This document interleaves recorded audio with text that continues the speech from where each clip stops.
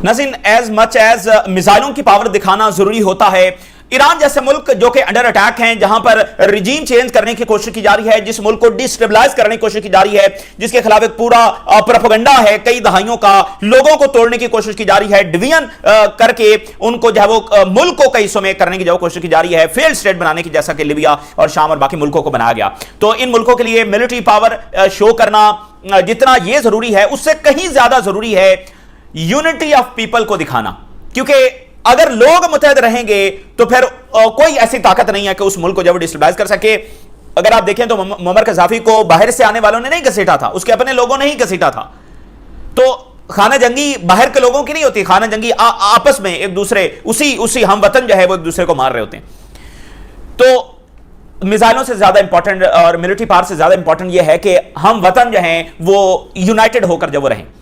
तो supreme leader का नाज़रीन जो फ्यूनरल है वो इस हवाले से एक बहुत बड़ी चीज साबित हो रहा है। ये बिल्कुल कतई एक रिवायती फ्यूनरल नहीं है, बल्कि ये कई इसके डायमेंशंस हैं, जिसमें वन ऑफ द डायमेंशन ये है कि ये हमला आवरों के लिए ये हफ्ता जो है वो डरावना ख्वाब साबित हो रहा है। ट्रंप जो वहां से बैठकर ये बयान जारी कर रहा है कि मैं तो बड़ा सरप्राइज हो गया हूं कि ईरानी जब इस शख्स के लिए इतना रो रहे हैं, मैं तो समझता था कि ईरानी जब वो इस शख्स से जब वो हेट करते हैं।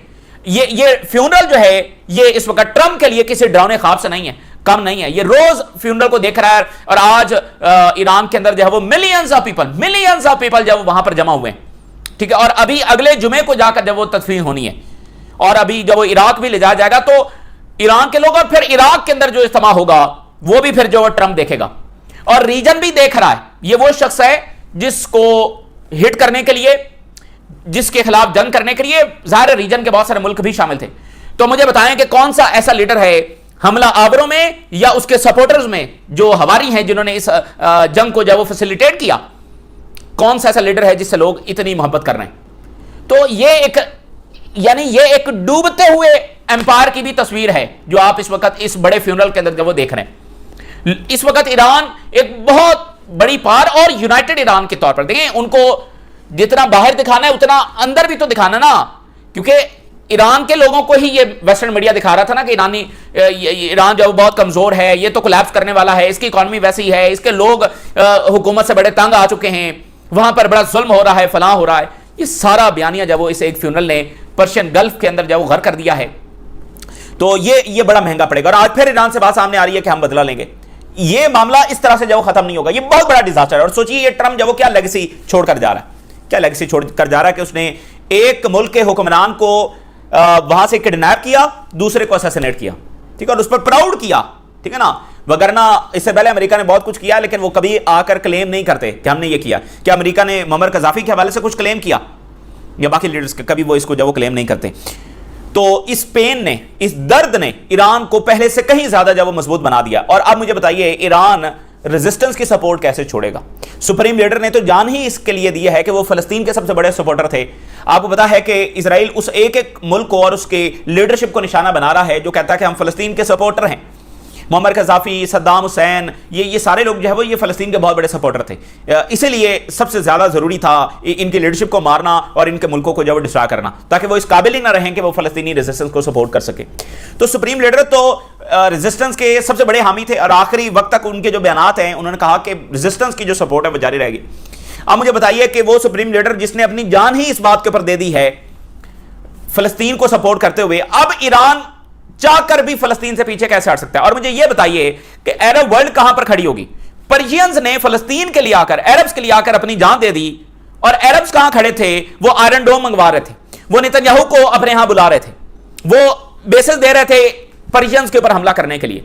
ये कहां पर खड़े होंगे? और क्या इस वक्त जब वो पूरा रीजन इस फ्यूनरल को नहीं देख रहा, लोग जब इस फ्यूनरल को नहीं देख रहे कि पर्शियन जब वो आकर इस वक्त फलस्तीनियों के लिए लड़े हैं और उस इजराइल के लिए लड़े हैं जो सबके लिए खतरा है और सबके खिलाफ जो बदमाश बना फिरता है। तो ये बहुत इंपॉर्टेंट बात है। अब मिसाल के तौर पे जो आप ये हेडलाइन देखिए, आज मजीद ये खबर आई कि मार्को रूबियो ने पर्सनली कॉल कर करके एक एक मुल्क को धमकाया, अफ्रीकन्स को, एशियंस को, अरब्स को पर्सनली कॉल की और धमकाया कि तुमने इस फ्यूनरल के अंदर शरीक नहीं होना, और 13 मुल्कों को रोक पाया है। ईरान के वजीर खारजा ने कहा है कि 70 से ज्यादा मुल्कों को उन्होंने जब होस्ट किया है, 70 से ज्यादा मुल्कों के डेलीगेशन आ चुके हैं, 13 मुल्कों को मार्को रूबियो रोक पाया है। और उसमें से कौन कौन से मुल्क है, मैं उसमें उसका नाम तो नहीं आया लेकिन मैं आपको बता सकता हूं कि वो कौन कौन से मुल्क हैं। जो अमेरिकी एम्बेसडर्स हैं अफ्रीका के अंदर, उन्होंने अफ्रीकन मुल्कों को बकायदा धमकाया और क्या धमकी लगाई, ये आप देखें कि ये एम्पायर के लिए इस वक्त डरावना ख्वाब बना हुआ है। ये धमकी लगाई कि अफ्रीका को जो एड आती है, ह्यूमैनिटेरियन एड, वो हम बंद कर देंगे अगर तुम जब वो खामनाई के फ्यूनरल में गए। और बहुत सारे मुल्क गए इस धमकी के बावजूद। इतनी बड़ी धमकी लगाई। मार्को रूबियो ने 5 अरब मुल्कों को कॉल की, 5 अरब मुल्कों को, कि तुमने जब वो शरीक नहीं होना।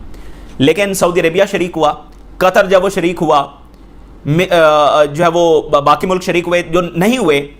अब देखना, लेबनान यहां से डेलीगेशन गया, यानी अरब मुल्क, इराक अरब मुल्क डेलीगेशन गया, तो कुवैत से नहीं गया, बहरीन से नहीं गया, यूएई से नहीं गया।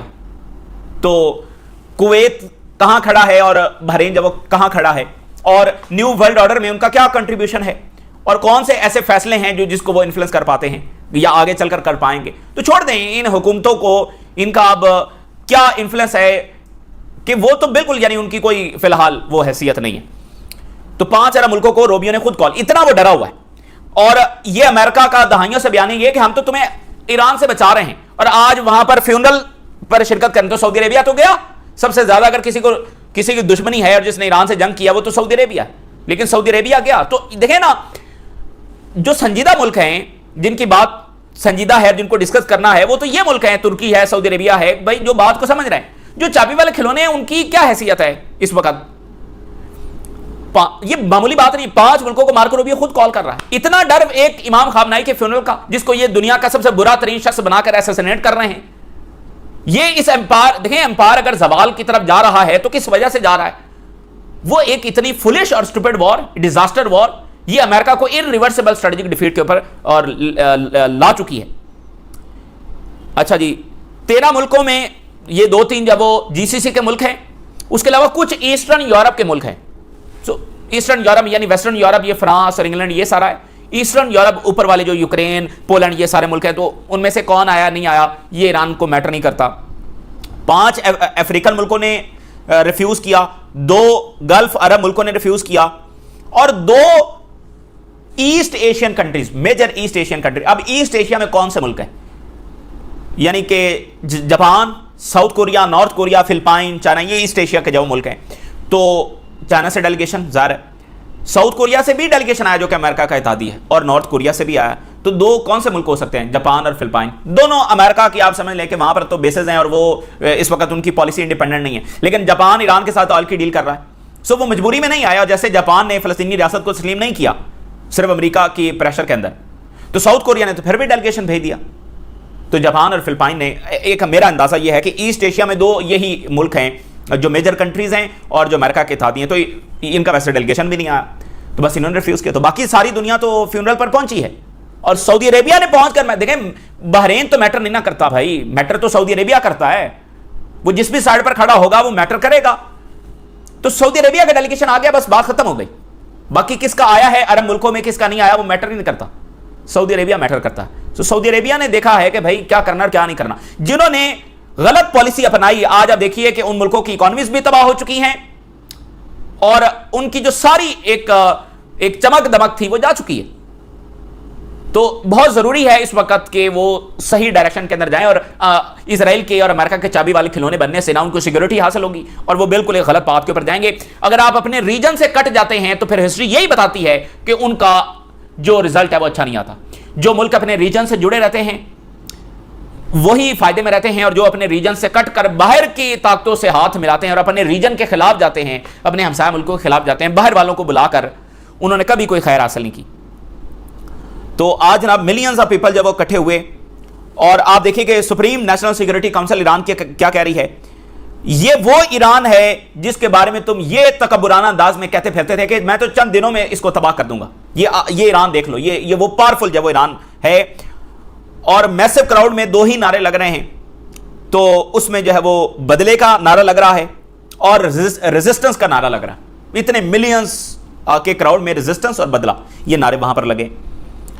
और इसके अलावा ईरान की जो गवर्नमेंट है वो अब ये भी करने जा रही है कि इस असैसिनेशन के खिलाफ जो लीगल कंप्लेन है उसको भी, यानी तमाम फ्रंट के ऊपर, लीगल भी, डिप्लोमेटिक भी, लेकिन अब वो बाकायदा एक लीगल कंप्लेन, अब लेट्स सी कि वो कौन से इंटरनेशनल फोरम पर जाएंगे, क्या वो आलमी अदालत में जाएंगे, किसी और फोरम, यूनाइटेड नेशन में जाएंगे, कहां जाएंगे, लेकिन वो एक लीगल कंप्लेन जो है वो दायर करने जा रहे हैं।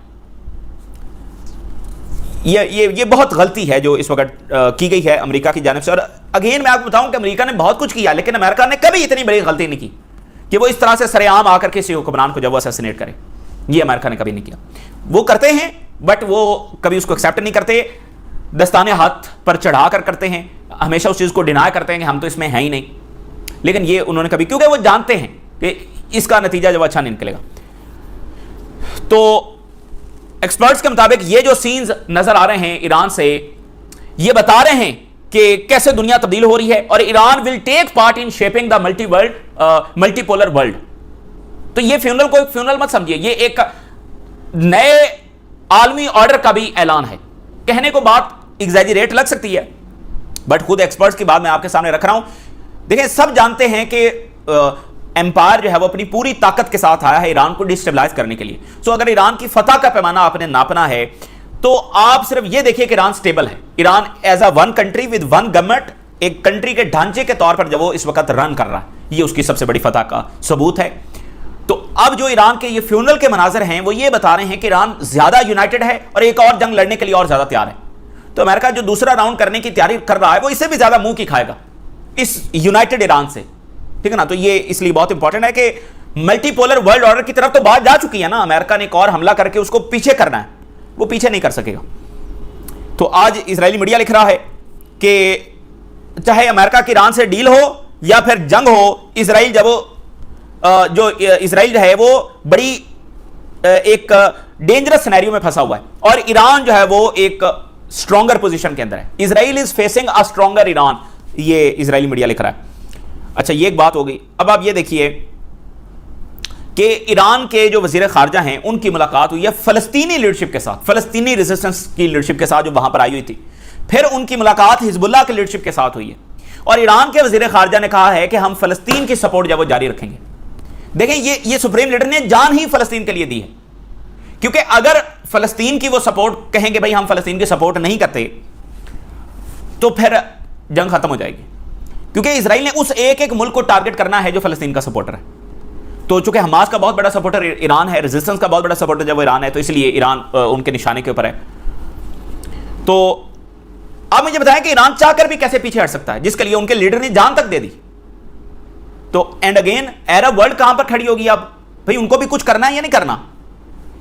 सो ईरान फॉरेन मिनिस्टर प्लेज अहद करते हैं to support resistance in Lebanon and Palestine. Iran will continue to support the Palestinian cause, क्योंकि इजराइल को पता है कि अगर हमें जंगों में शिकस्त होती है तो फिर हमें फलस्तीनी रियासत बनाना पड़ेगी। तो एक तरफ वो फलस्तीनियों की लैंड छीन रहे हैं, दूसरा जो स्टेट ये 90s के अंदर नेतन्याहू ने पॉलिसी बनाई थी कि जो फलस्तीन की सपोर्टिंग गवर्नमेंट होगी हम वहां पर या रिजीम चेंज करेंगे या उस मुल्क को डिस्ट्रॉय कर देंगे। ये 90s के अंदर नेतन्याहू की पॉलिसी, और उसके बाद वन बाय वन उसने तमाम मुल्कों में ये पॉलिसी इंप्लीमेंट की। तो चूंकि अगर बाहर से कोई सपोर्ट नहीं आएगी तो फलस्तीनी खुद तो लड़कर अपनी लैंड नहीं ले सकते, कोई सपोर्ट उनको मुल्क करेगा तो वो अपनी लैंड वापस लेंगे। तो इसलिए ये है कि हर गवर्नमेंट को डिस्ट्रॉय करना है और हर मुल्क को डिस्ट्रॉय करना है। और ईरान के वजीर खारजा ने हिजबुल्लाह को अप्रिशिएट किया, उनको प्रेज किया कि जिस तरह से वो रेजिस्टेंस कर रहे हैं इसराइल से लड़ने के लिए। और इजरायली मीडिया कह रहा है कि इसराइल जो वो वर्स्ट स्ट्रेटेजिक पोजीशन के अंदर इस वक्त आ चुका है और इसकी जंगों में जो कामयाबियां हैं वो बिल्कुल खत्म हो चुकी हैं। और इस तरह के बड़ी बातें और बढ़ के हैं कि हम न्यूक्लियर इनका डिस्ट्रॉय कर देंगे, एब्सोल्यूट विक्ट्री हासिल करेंगे, इस तरह की जो टर्म्स हैं जो बड़ी बढ़ के मारी जाती रही इजराइल की जानिब से, ये nothing more than empty words. अब ये एम्प्टी वर्ड्स के अलावा कुछ भी नहीं है, and meaningless words and to conceal the truth, अपनी सेटलर से छुपाने के लिए कि हम कितनी बड़ी शिकस्त खा चुके हैं। सो वो इस तरह के बड़े दावे कर रहे हैं। अच्छा, इसी दरमियान एक बड़ी ही अहम मुलाकात ये हुई है कि हिजबुल्लाह की मुलाकात इराक की लीडरशिप के साथ हुई है। इराक की लीडरशिप के साथ मुलाकात होना बड़ा इंपॉर्टेंट है। और इराक ने, आपको याद होगा, कुछ महीने कबल जो हिजबुल्लाह है उसको टेररिस्ट डिक्लेयर कर दिया था और फिर कुछ ही एक घंटे के बाद ही उन्होंने इसको रिवर्स किया और फिर इराक से ये स्टेटमेंट आई कि ये हमारा ब्यूरोक्रेटिक एरर है। और उन्होंने फिर बाद में नाम भी अनाउंस किया कि जिन लोगों से ये मिस्टेक हुई, और फिर उनको जब ओहदे से भी फारिग कर दिया गया। ठीक है, तो इराक से मुलाकात जो बड़ी इंपॉर्टेंट थी ये भी हुई है। इसके अलावा और बहुत सारी मुलाकातें जो वहां पर हो रही हैं, यानी पूरी रेजिस्टेंस की लीडरशिप जब इस वक्त तेहरान में। और उधर जो बैन गवर है उसने अमेरिका जाना था लेकिन उसको फिर अपना दौरा कैंसिल करना पड़ा है। उसको डर लगा हुआ कि कहीं मुझे वहां पर गिरफ्तार ना कर लिया जाए, क्योंकि हिंद रजब फाउंडेशन ने वहां पर जो है वो कंप्लेन दायर की हुई है। तो अब आज हिंद रजब फाउंडेशन ने इसको अपनी फतह करार दिया है कि हमने बैन गवर का दौरा रोका है। तो डर तो है ना भाई, डर तो है ना, ये बड़ी चीज है। तो आज आप देखिए कि मिस्र के सदर ने अनाउंस किया है कि फलस्तीनी रियासत इसके बगैर कोई अमन नहीं आ सकता। और दूसरा उन्होंने ये अनाउंस किया, आज मिस्र ने एक यूनिफाइड कमांड सेंटर जो है वो बनाया, उसका इफ्तिताह मिस्र के सदर ने किया है। तो इस हेडक्वार्टर को largest defensively in the middle east कहा जा रहा है। लोकल मीडिया ने इसको एक बहुत बड़ा, यानी मिडिल ईस्ट का one of the top headquarter जो वो डिक्लेयर किया, डिस्क्राइब किया। तो यानी मिस्र भी बड़ी तेजी के साथ, और जो मैंने कल आपको बताया था कि 3 मुल्क, मेनली 2 और फिर मिस्र को भी शामिल कर लें, ये 3 मुल्क जो अपनी ताकत बढ़ा रहे हैं और एक जंग का इंतजार कर रहे हैं जो इन पर मुसल्लत होने जा रही। तो आज यानी एक यूनिफाइड कमांड सेंटर, यानी एक मॉडर्न तक, देखें अरबों ने कोई जंग नहीं जीती है, ये इनके लिए, इनके ऊपर एक बहुत बड़ा बोझ है जो ये लेकर चल रहे हैं। इन्होंने कोई जंग नहीं जीती है, इसराइल से ये 3 जंगें हार चुके हैं। तो इनको अपनी डिग्निटी के लिए भी इसराइल से जंग जीतना होगी। अगर मिलिटरीली नहीं जीत सकते तो फिर पॉलिटिकली और डिप्लोमेटिकली तो जीते। ये कहते हैं हमारा अमेरिका इतना बड़ा इत्तेहादी, अमेरिका से ये क्या मनवा सके हैं फलस्तीनियों के लिए और अपने रीजन के लिए और लेबनीज के लिए, एक एक मुल्क को तो तबाह किया गया। सो बात यह है कि मॉडर्न अंदाज के अंदर सऊदी अरेबिया, तुर्की, मिस्र ये अपनी फौज को खड़ा कर रहे हैं, यूनिफाइड कमांड सेंटर और उनकी एयरफोर्स, एयर डिफेंस, ये इंटीग्रेटेड सिस्टम्स, ये सारा वो कर रहे हैं। लेकिन मेन जो चीज मद्देनजर रखनी है, जिसको ईरान ने मद्देनजर रखा और अब तुर्की रख रहा है, कि अमेरिका से टेक्नोलॉजी लेकर ये इजराइल से नहीं लड़ सकते। अपनी टेक्नोलॉजी जब वो बनाना हो, अमेरिका से जहाज लेकर इजराइल से लड़ेंगे तो ये पॉसिबल नहीं। अच्छा, टाइम्स ऑफ इजराइल ने लिखा है कि जो नेटो का इजलास होने जा रहा है उसके हवाले से इजराइल जो वो बहुत ज्यादा अनकंफर्टेबल है, ठीक है ना। इजराइल को इस वक्त बड़ी फिक्र पड़ी हुई, क्योंकि नेटो का इजलास तुर्की में होना बहुत बड़ी बात है। मैक्रोन जो है वो शाम आ रहे हैं, ये बहुत इंपॉर्टेंट है। मैक्रोन जो है वो पहला दौरा शाम का करने जा रहे हैं। और आज इजराइल ने ऑफिशियली ये कंफर्म किया है और एडमिट किया कि हमने यूई आयरन डोम भेजे। अब ये यूई को भी सोचना चाहिए कि इजराइल बार बार बयान क्यों देता है कि हमने फौज भेजी, हमने आयरन डोम भेजा। तो क्या आयरन डोम ने बचा लिया? क्या थार सिस्टम और पेट्रियार ने बचा लिया? तो बचाएगी सिर्फ पॉलिसी में तब्दीली, कि इजराइल का बेबी बनने से जो कुछ नहीं होगा। अच्छा, एक बड़ी ही गैर मामूली जो डेवलपमेंट है वो ये है कि ट्रंप के खिलाफ जो है ना वो बहुत कुछ हो रहा है, और ट्रंप का इंपीचमेंट और उस तरह मामला जब वो उसमें काफी तेजी आ सकती है। मिसाल के तौर पर इससे पहले फाइनेंशियल स्कैंडल, अभी जो chairman of the joint chief of staff हैं, जिनको अभी 2 महीने पहले पीट हैसन ने जब वो फारिग किया है, सो उसने आज ट्रंप इंतजामिया के खिलाफ बयान दिया। ये बहुत रेयर है कि कोई टॉप मिलिट्री कमांडर जो है वो स्टेटमेंट जारी कर रहा, ठीक है। यानी अभी 2 महीने पहले ज्वाइंट चीफ ऑफ स्टाफ, जिसको पीट हैसन ने फारिग किया, उसने आज ट्रंप इंतजामियों को क्रिटिसाइज किया। बड़ी ये बहुत रेयर बात है। Top US general warns Trump militarized domestic policing push, यानी ट्रंप जो है वो इस वक्त इमिग्रेशन और ये वो, यानी डोमेस्टिकली अपनी मिलिट्री को यूज करने के हवाले से इकदाम जो वो उठा रहा है। तो उन्होंने वॉर्न किया है कि अगर ऐसा किया गया तो जो यूएस मिलिट्री है उसका जो मेन काम है, उसका जो कॉम्बैट ऑपरेशंस हैं, उससे उसकी तवज्जो हट जाएगी और उससे एक बर्डन जब उस पर और ज्यादा आ जाएगा, और ये अमेरिकन फौज के लिए बड़ी प्रॉब्लम हो जाएगी कि उसको जो काम वो कर रही है उसको करने दो, बजाय इसको कि तुम डोमेस्टिकली भी अब उसको यूज करो। सो ये बहुत रेयर है कि इतना टॉप जाना, जिसको अभी 2 महीने पहले फारिग किया है, वो आकर जो ट्रंप इंतजामिया को क्रिटिसाइज कर रहा है। तो कई महाज जो है वो खुल रहे हैं। तो ये इस वक्त की ताज़ा तरीन डेवलपमेंट्स जो हमने आपके साथ शेयर की। आप अपने रियाज रखा कनीजा, अल्लाह हाफिज़।